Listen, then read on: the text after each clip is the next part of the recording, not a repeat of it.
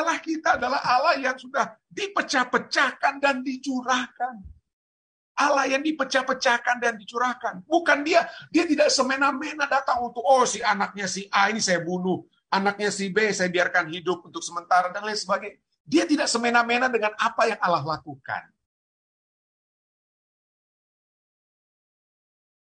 Jadi itulah sebabnya, cepat atau lambat, kehidupan itu sendiri akan menghancurkan kita semua. Kita semua akan menghadapi akibat dosa. Banyak orang yang kita kasih telah meninggal saat ini oleh sebab akibat dosa.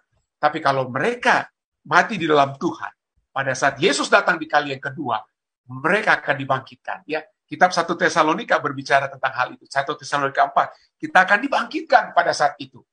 Dan kita akan masuk ke dalam kerajaan surga. Dan tidak akan ada lagi kematian yang kedua. Jadi, tapi poinnya adalah, kita semua akan mati. Ya, kita semua akan mati. Kematian itu dapat jadi, ataupun masalah itu tidak. Tapi pertanyaannya, apakah pengalamanmu saat patah? Apakah yang terjadi pada saat kita mengalami kesengsaraan oleh sebab kebenaran? Oleh sebab mungkin bukan hanya kebenaran yang kita pertahankan, ya orang-orang tua kita, anggota keluarga kita, kucilkan kita kehilangan pekerjaan kita. Apa kira-kira reaksi kita? Apakah kita memiliki reaksi seperti Abraham yang pada saat disuruh oleh Tuhan untuk mengorbankan Ishak anaknya, dia ikut? Apakah reaksi kita seperti Yusuf yang pada saat dia oleh sebab kebenaran yang dia pertahankan harus masuk dalam penjara? Apakah pengalaman saudara dan saat kita mengalami anak satu-satunya laki-laki yang ada dalam anggota keluarga kita, Tuhan izinkan untuk beristirahat? Apa kira-kira pengalaman kita? Pelajaran apakah yang telah Anda pelajari? Bagaimanakah jiwa Anda yang hancur dapat digunakan oleh Tuhan untuk menolong orang lain? Dapat digunakan Tuhan untuk menolong orang lain. Nah, adakah Tuhan memiliki kerinduan untuk istri daripada Yeskel itu mati ya? Dengan kata lain ya. Nanti kita akan lihat ya beberapa poin yang dapat kita pelajari. Jadi kita lihat, kita mulaikan dengan pelajaran tambahan kita itu dengan kematian istri Yeskel. Anda dapat baca di sini ya. Yeskel 24 ayat 15 sampai 16 dan ayat 18 katakan, firman Tuhan datang, hai anak manusia, lihat aku hendak mengambil daripadamu dia yang sangat kau cintai. Ya. Yang sangat dicintai oleh Yeskel. Seperti yang kena tulah. Ya. Mengambil dia seperti yang kena tulah. Ya, bahasa yang kita lihat kata aslinya. Tetapi janganlah meratap ataupun menangis dan janganlah mengeluarkan air mata. Pada paginya aku berbicara kepada bangsa itu dan pada malamnya istriku mati. Waduh, istriku mati. Seperti yang kena tulah yang dikatakan di sini. With one blow. Bahasa Inggrisnya, Alkitab bahasa Inggris katakan with one blow, with one strike. Dari kata magefah. Ya, dari kata magefah, bahasa Ibraninya magefah. Artinya a blow, a slaughter. Tapi juga berarti apa? A plague, pestilence. Jadi itu seperti orang yang kena wabah, kena penyakit sampar. Jadi ini bisa jadi berada dalam satu keadaan seperti orang yang kena apa? Istrinya itu mati seperti orang yang kena penyakit sampar atau berada dalam satu apa? Wabah. Nah, kenapa Tuhan tidak bisa elakkan wabah tersebut? Sampar tersebut mungkin yang kita lihat. Kenapa? Kalau Abraham diperintahkan untuk mengorbankan Ishak, namun Ishak tidak menjadi korban, Ishak tidak mati. Tapi kenapa istri Yeskel apa? Istri Yeskel itu mati. Saya bisa bayangkan pada saat orang-orang yang kita kasih itu mati ya. Dalam dunia ini, waduh begitu banyak orang yang kemudian mempersalahkan Tuhan. Dan ini seperti seakan-akan aku hendak mengambil daripadamu. Seakan-akan Tuhan ini jahat sekali ya. Ada seorang penyanyi rock Amerika ya. Ada mungkin yang kenal Motley Crue, tahu ya. Satu kutipan yang sering kali orang ulang-ulangi. Waduh, bagaimana untuk menyatakan Tuhan itu tidak ada. Dia tidak sanggup mengalahkan penderitaan dalam dunia ini. Nah, itulah yang dilakukan, dikatakan seperti yang Vince Neil ini dia katakan. Dikatakan, aku kehilangan imanku, kepercayaanku pada Tuhan. Pada saat aku kehilangan anak perempuanku, usia 5 tahun, anaknya mati ya. Oleh sebab kanker. Dia katakan, I beg, saya bermohon pada Tuhan, I cried, saya menangis. Saya tawarkan Tuhan, ambil diri saya, jangan anak saya. Dari setiap waktu ke setiap waktu, saya mohon Tuhan, ambil nyawa saya, gantinya ambil nyawa anak saya. Tetapi saya harus melihat bagaimana kehidupan anak saya bagaikan malaikat kecil ini harus apa? harus mati. Ya. Jadi kemudian dia katakan apa? Maafkanlah saya kalau sekarang saya tidak mau lagi berada di gereja pada hari Minggu. Ya, dia rupanya berbakti pada hari Minggu ya. Excuse me for not taking my seat next to you on Sunday in church. Saya nggak mau lagi ke gereja. Saya sudah merasa percuma. Saya sudah merasa ditipu oleh mau berbakti pada Tuhan. Kok anak saya tetap mati? Inilah ya. Kita memiliki pandangan terhadap Tuhan kita. Tuhan, kalau saya manusia, saya datang bermohon pada dokter, tolong usahakan yang terbaik untuk anak saya. Tolong dokter, apa? Dokter bisa buat ya. Ambillah mungkin ginjal kita, dikasih pakai ke ginjal anak kita mungkin sembuh, sehat, saya yang mati, it's okay, dokter bisa bikin. Setelah kita apa? Kita bermohon pada dokter. Itu dari sudut pandang manusia, itu yang kita pikirkan, bukan? Itu yang kita pikirkan.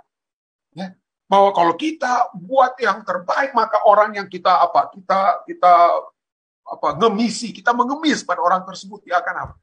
Tapi, apakah Allah kita itu dapat kita kotak-kotakan dengan pemikiran kita? Tuhan, kalau engkau baik, kenapa anak laki-laki saya mati? Kenapa anak perempuan saya mati kalau engkau baik? Kalau engkau, yang baik itu Tuhan, dari sudut pandang manusia Tuhan ya, yang baik itu tidak ambil-ambil, tapi engkau mengambil. Kenapa Tuhan? Wah, itu pertanyaan yang sering kita nyatakan. Kita bertanya-tanya. Karena kita menganggap Tuhan itu harus seperti sudut pandang kita sebagai manusia. Tapi ada satu penulis Kristen yang apa ya? Yang katakan, kita jangan berpikir Allah kita itu, ya betul kita bicara tentang Allah kita itu Allah yang kasih. Ya. Tetapi Allah kita itu juga adalah Allah.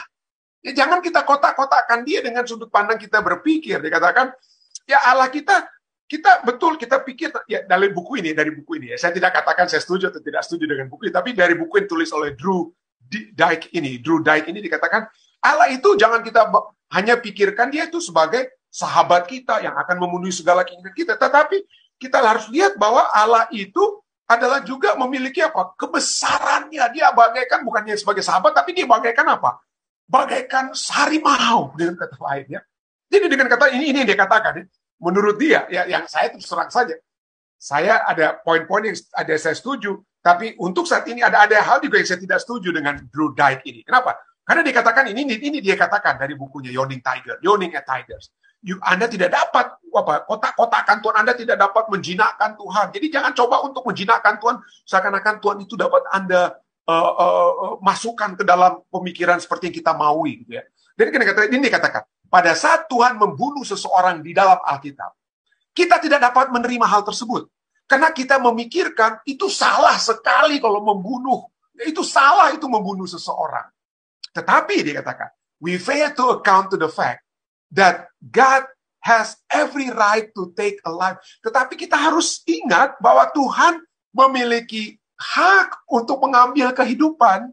Kenapa? Karena Tuhanlah yang memberikan kehidupan in the first place. Because he gave it in the first place. Jadi seperti Ayub ya, Tuhan mengambil karena dia memberi. Itu hak Tuhan dong, menurut Drew Dyke ya.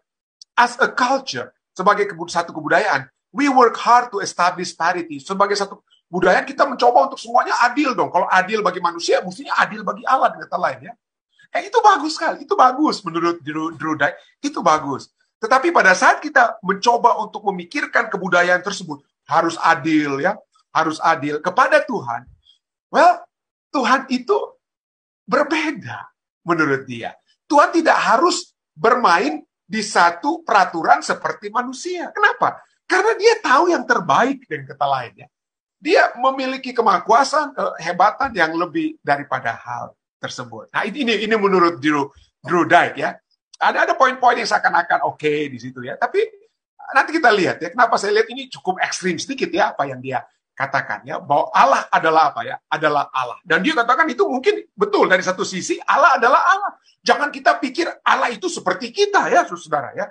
Kenapa? Roma 9 ayat 20-21 inilah saya katakan tadi ada hal yang saya sedikit setuju dari Drew Dyke itu. Kenapa dikatakan dalam Roma 9 ayat 20-21, siapakah kamu hai manusia?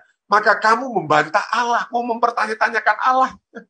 Kita ini hanyalah ada yang kita bagaikan apa? Kita adalah bagaikan hal yang dibentuk oleh Allah. Cawan atau apapun ya. Pateri yang dibentuk oleh Allah ya. Jadi, siapakah kamu hai manusia? Roma 9 ayat 20 dan 21. Siapakah kamu hai manusia maka kamu membantah Allah? Dapatkah yang dibentuk berkata kepada yang membentuk? Kita yang dibentuk berkata yang membentuk, mengapakah engkau membentuk aku demikian? Kenapa saya jadi begini? Kenapa anak saya begini? Kenapa ini terjadi kepada saya? Mengapakah engkau membentuk aku demikian? Mengapa keadaanku demikian? Ayat 21. Apakah tukang periuk tidak mempunyai hak atas tanah liatnya untuk membuat dari gumpal yang sama suatu benda untuk dipakai guna tujuan yang mulia dan suatu benda lain untuk dipakai guna tujuan yang biasa? Jadi tukang periuk ya, membuat bejana, dia dapat membuat satu hal yang sangat indah, sangat mahal, tujuan mulia. Tapi ada juga tukang periuk yang bukan dibuat untuk tujuan untuk menjadi periuk ataupun hiasan di istana presiden, tapi mungkin yang dipakai orang untuk masak atau buang kotoran, ya, jadi pispot dan lain sebagainya ya. Jadi itu terserah Tuhan dong istilahnya, dengan kata lain ya. Seperti Roma 9 ayat 21. Jadi Allah adalah Allah dengan kata lain. Tapi di lain pihak, apa betul Allah dapat bertindak semena-mena karena dia adalah Allah, maka dia bebas? Oke, ini saya lihat ini, waduh, ini anaknya si ini, oke, saya matiin aja nih anaknya ini anaknya ini, oh ini walaupun dia sakit saya kasih hidup dia untuk sementara. Apakah memang itu tujuan Allah? Sembarangan dia mau kasih mati yang ini, hidup yang itu, yang ini dihabiskan, yang ini tidak dihabiskan. Is God cruel? Ada satu artikel menarik sekali. Ini hubungan dengan istri daripada Yeskiel ya. Disebut yang kita sudah baca tadi ya. Dari artikel ini dia katakan, ya, apakah Allah itu memang jahat, kejam seperti itu ya? Karena kalau menurut artikel ini ya, dia dikatakan ya, menurut kata tadi ya, dikatakan apa? Yang saya tadi katakan bahwa ada kata apa ya? Dengan satu strike, satu blow, istri yang dikasih itu akan mati ya. Itu karena kata yang tadi kita sudah magofah tadi tersebut, yang kita sudah tunjukkan tadi, magofah itu menunjukkan kemungkinan di zaman Yeskiel itu dikatakan ya, ada apa? Wabah yang sedang terjadi. Jadi dengan kata lain, pada saat itu Yeskiel, istrinya itu memang sudah dalam keadaan sakit. Pada saat Tuhan berkata, Yeskiel sedang bermohon, Tuhan sembuhkan istri saya, sembuhkan istri saya. Lalu apa ya? Tuhan memang sudah mau mati istri, sudah banyak orang juga sudah mati saat itu ya.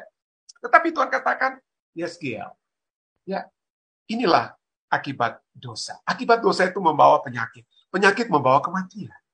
Dan biarlah saya gunakan keadaan istrimu ini menjadi satu pelajaran buat orang-orang Yehuda ini, buat umat Tuhan. Saya tidak akan memberikan kesembuhan kepada istri. Dengan kata lain, Tuhan menggunakan satu situasi yang tidak seakan-akan tidak baik, tetapi dapat dia gunakan itu untuk menjadi satu tujuan yang mulia. Dosa mereka-rekakan kematian, dosa menyebabkan penyakit, penyakit menyebabkan kematian, tetapi Tuhan mereka-rekakan seperti yang Tuhan katakan kepada Yusuf katakan kepada saudaranya, kalian reka-rekakan yang jahat kepadaku, aku kalian jadikan budak di Mesir, tetapi Tuhan telah menjadikan itu menjadi suatu hal yang baik. Jadi dengan kata lain, inilah yang dari artikel tersebut katakan ya. Jadi sudah dalam keadaan sakit seperti kata tadi, tapi dengan kata lain Tuhan dapat gunakan itu menjadi satu hal yang baik. Jadi dengan kata lain seperti pertanyaan di pelajaran kita, cepat atau lambat istri Yeskiel atau saudara atau saya atau anak kita, orang tua kita itu akan mati. Ya. Tapi pada saat kita mengalami penderitaan duka cita tersebut, dapatkah itu dapat Tuhan gunakan untuk apa ya? Untuk dapat menolong orang lain, ya, melihat kekuatan yang dapat saudara tunjukkan ya, dalam duka cita, dalam penderitaan, dalam aniaya sekalipun. Anda tetap beriman. Anda tetap kuat. Ya, Tuhan katakan, kita semua akan menderita, saudara. Yohanes 16 ayat 33 katakan, semuanya ini kukatakan padamu supaya kamu beroleh damai sejahtera dalam aku. Dalam dunia kamu menderita. Tuhan katakan, kita akan menderita. Kesedihan oleh sebab kematian dan lain sebagainya. Dalam dunia kamu menderita penganiayaan, tetapi kuatkanlah hatimu. Aku telah mengalahkan dunia. Dan bagaimana caranya Allah mengalahkan dunia? Karena dialah Allah yang menderita. Allah kita adalah Allah yang sudah dipecah-pecahkan dan dicurahkan. Allah yang dipecah-pecahkan dan dicurahkan. Bukan dia tidak semena-mena datang untuk, oh si anaknya si A ini saya bunuh. Anaknya si B saya biarkan hidup untuk sementara dan lain sebagainya. Dia tidak semena-mena dengan apa yang Allah lakukan. Ya, Allah tidak semena-mena ambil. Dia tidak semena-mena mengambil istri Yeskiel. Tidak semena-mena. Tidak sembarangan. Yohanes 10 ayat 10 sampai 11 ayat kita sudah sering ulang-ulang. Pencuri datang hanya untuk mencuri dan membunuh dan membinasakan. Aku datang supaya mereka mempunyai hidup dan mempunyainya dalam segala kelimpahan. Akulah gembala yang baik. Aku bukan gembala yang jahat. Akulah gembala yang baik yang memberikan nyawanya bagi domba-dombanya. Sekali lagi, ada di antara kita semua orang-orang tua yang masih berduka oleh sebab anak yang Anda kasih telah Tuhan izinkan untuk beristirahat. Mungkin kita berkata, Tuhan kok tega kamu mengambil nyawa anak. Tapi Tuhan kita telah memberikan nyawanya. Agar supaya siapapun kita yang pasti akan mati oleh sebab akibat dosa, tidak akan menerima kematian akibat, bukan tidak akan menerima kematian oleh sebab upah dosa. Yakinlah, anak-anak Anda yang telah Tuhan izinkan untuk beristirahat sementara telah mati dalam Tuhan. Pada saat tanda dibunyikan, mereka akan dibangkitkan. Pada saat itu, dapat bertemu dengan Anda kembali, masuk dalam kerajaan surga. Tapi Allah kita adalah Allah yang menderita, Allah yang telah memberikan nyawa bagi domba-dombanya. Allah yang telah dipecah-pecahkan dan dicurahkan seperti 1 Korintus 11 ayat 23-26. Pada saat Yesus memberikan perjamuan, ya ada roti yang dipecah-pecahkan, lalu anggur yang diminum, dikatakan inilah tubuhku yang dipecah-pecahkan itu ya. Inilah tubuhku yang diserahkan bagi kamu, perbuatlah ini menjadi peringatan akan aku. Demikian juga cawan yang ditumpah, inilah darahku. Ya, ayat 26. Katakan apa dari 1 Korintus 11 ayat 26? Sebab setiap kali kamu makan roti ini dan minum cawan itu atau cawan ini, kamu memberitakan kematian Tuhan sampai Ia datang. Allah yang mati, bukan Allah yang jahat, saudara. Allah yang mati untuk kita, bukan Allah yang semena-mena. Allah yang mati adalah Allah yang mengetahui bahwa kalau saat itu Dia izinkan anggota keluarga kita, orang tua kita, Dia izinkan anak kita untuk mendahului kita. Ketahuilah, ya. Itu Dia lakukan agar supaya kita semua dikuatkan, mengetahui bahwa Dia adalah Allah dan Tuhan kita. Itulah dikatakan pada Yeskiel, dan itu menjadi kebahagiaan Yeskiel. Itulah juga yang menjadi kekuatan Ayub pada saat dia mendengar kabar anak-anaknya mati, ya. Dia katakan dia mengoyak jubahnya, dia berduka, dia mencukur kepalanya, tapi dia tidak berhenti di situ. Dia berduka, tapi pada saat yang bersamaan dia berbakti, berduka dan berbakti. Berduka dan tetap percaya kepada Tuhan. Sujudlah ia dan menyembah. Katanya, dengan telanjang aku keluar dari kandungan ibuku. Dengan telanjang aku tidak mengetahui siapa orang tuaku. Dengan pada saat aku lahir, tidak tahu siapa anakku. Aku tidak tahu apa-apa, aku tidak punya apa-apa. Ya, dengan telanjang juga aku akan kembali ke dalam. Tuhan yang memberi, Tuhan yang mengambil. Terpujilah nama Tuhan. Kemahatauan Tuhan jugalah menyebabkan kita melihat bahwa pada saat Tuhan membentuk kita, dengan Dia lakukan itu untuk tujuan yang mulia, saudara. Ya. Seperti Roma 9 tadi. Dia lakukan, Dia membentuk apapun yang Dia lakukan bagi dalam kehidupan kita. Dia lakukan untuk tujuan yang mulia. Dan itulah sebabnya. Ibrani 6 ayat 9 katakan bagi saudara dan saya. Hai saudara-saudaraku. Rasul Paulus pada orang-orang Ibrani, dia tulis ya. Hai saudara-saudaraku yang kekasih. Sekalipun kami berkata demikian tentang kamu. Kami yakin bahwa kamu memiliki sesuatu yang lebih baik, yang mengandung apa? Keselamatan. Penghiburan Rasul Paulus berikan pada umat-umat di Ibrani, umat-umat Ibrani ya, bahwa apapun pengalaman penderitaan yang mereka sedang alami saat ini, sesuatu yang lebih baik, yang mengandung keselamatan, telah diusahakan oleh Allah kita. Pada saat Dia mati di kayu salib, dan pada saat ini Dia berdiri di samping kanan Bapa untuk membuat satu kepastian bahwa saudara dan saya, dan orang-orang yang kita kasih yang sudah mendahului kita, akan nantinya dibangkitkan, bersama-sama masuk ke dalam kerajaan surga. Saya bawa ini dalam Yesus.